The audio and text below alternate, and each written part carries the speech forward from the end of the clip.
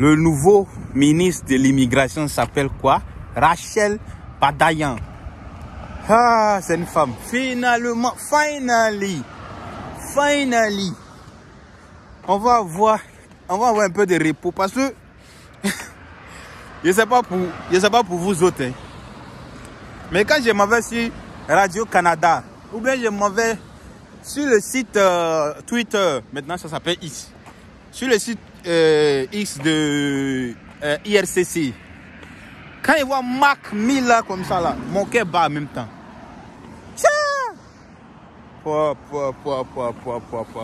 C'est comme la petite fille a dit là, on a eu la tort. Et vraiment on a eu la tort avec Mac Miller. Chaque jour, chaque semaine.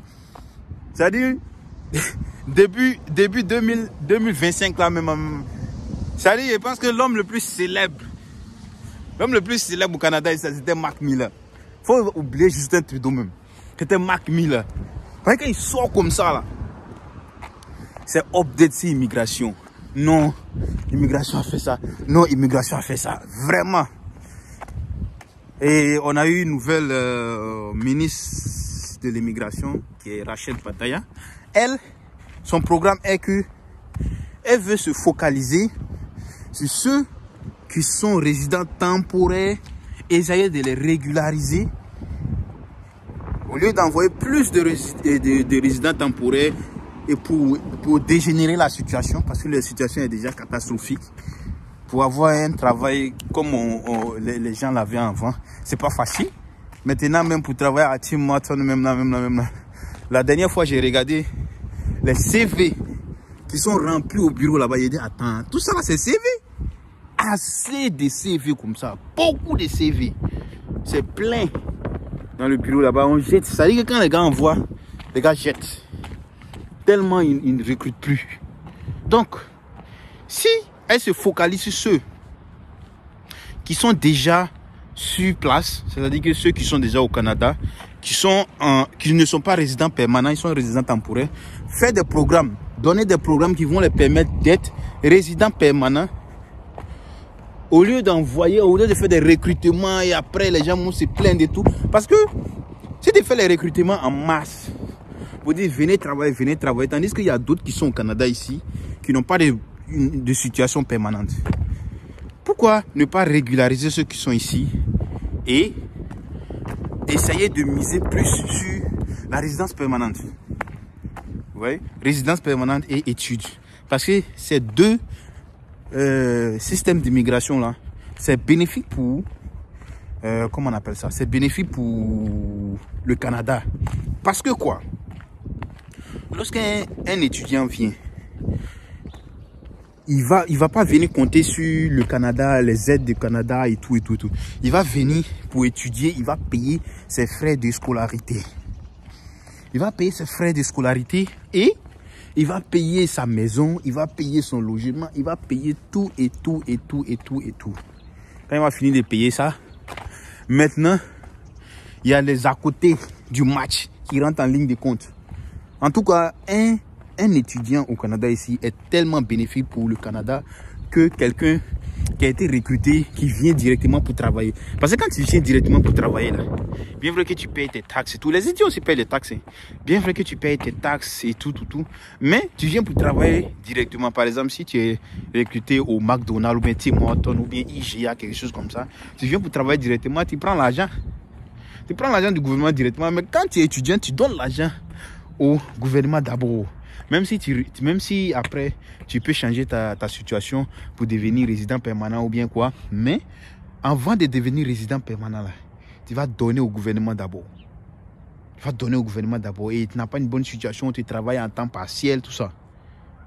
Donc moi je pense que le nouveau programme, le nouveau ministre ou bien le nouveau gouvernement du Canada doit miser beaucoup sur les étudiants. Les étudiants de qualité, pas les étudiants qui viennent ici et puis après ils demandent asile. Si un étudiant vient ici et puis il essaie de demander asile, si vous les ramenez, moi je suis tellement content parce que ce sont des gens comme ça qui détruisent ceux qui ont vraiment besoin de l'asile. Parce qu'il y a des gens qui ont vraiment besoin de l'asile, tandis qu'il y a d'autres qui n'ont pas besoin d'asile, sincèrement. Il y a d'autres qui n'ont pas besoin d'asile. Ils veulent juste prends des raccourcis, par exemple. Je pense qu'au Canada, ici, si tu fais demande d'asile, on te donne un certain nombre de temps. Et après, tu passes devant la justice pour essayer de voir, analyser ton dossier. Et après, maintenant, on te donne une situation au Canada ici.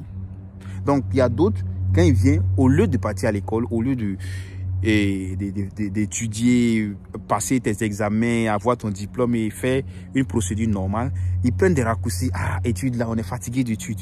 On est fatigué d'études. Attends, moi, je vais demander asile. Non, comme ça gâte pour ceux qui ont vraiment besoin de l'asile. Parce qu'il y a d'autres, ça ne va pas dans leur pays. Ça ne va pas dans leur pays. Ils sont obligés de fuir pour demander asile. Si toi, tu vas te mélanger avec ces gens de personnes-là pour demander asile, là, tu vas gâter toute l'opportunité des gens. Bah oui, par exemple, les gens de l'Ukraine. Ou bien, disons, il y a quel pays en Afrique où il y a la guerre? Bon, les gens du Congo, à l'est du Congo, il y a toujours des attaques de rebelles, tout ça là-bas. Eux, ils ont besoin d'asile. Mais toi, tu quittes dans ton pays tranquillement, comme la Côte d'Ivoire. Tu n'es pas poursuivi, tu n'es rien, tu viens demander asile. Tu gardes pour les autres.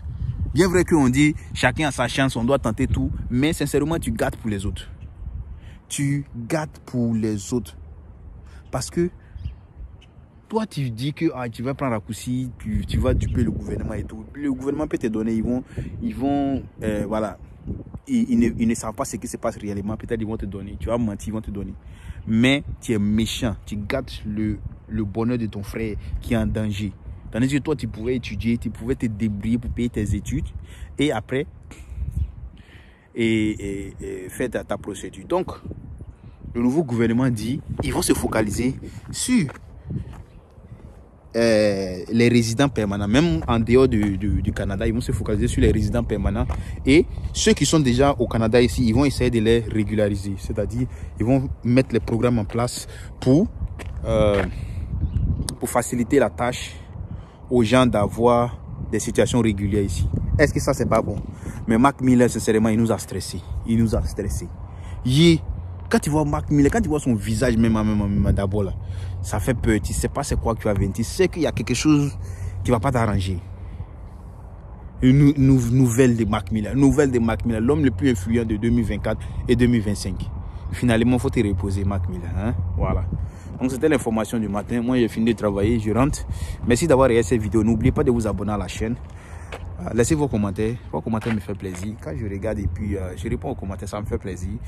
Abonnez-vous à la chaîne, partagez la vidéo et on se dit à la prochaine vidéo. Peace out.